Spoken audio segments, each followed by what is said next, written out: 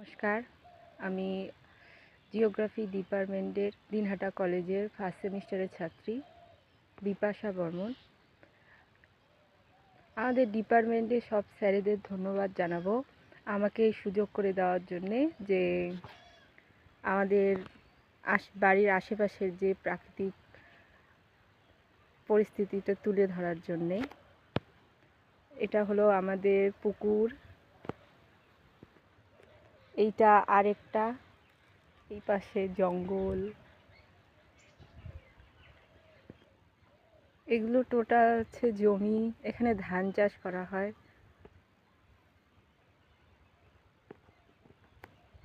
অনেক দূরের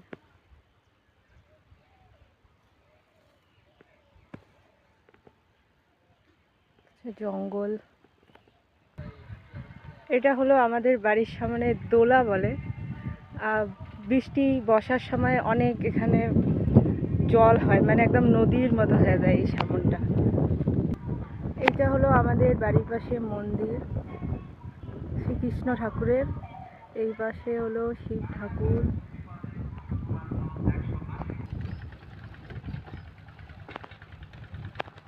আরও একটা মন্দির আছে।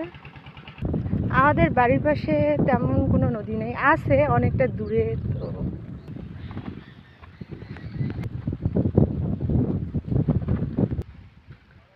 এইটা হচ্ছে আমাদের গ্রামে সুস্বাস্থ্য কেন্দ্র, আর এই পাশে এই ঘরটাতে হচ্ছে দেয়।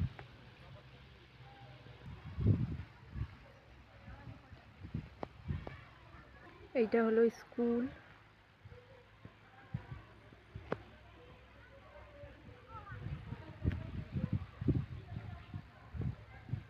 এটা মাঠ।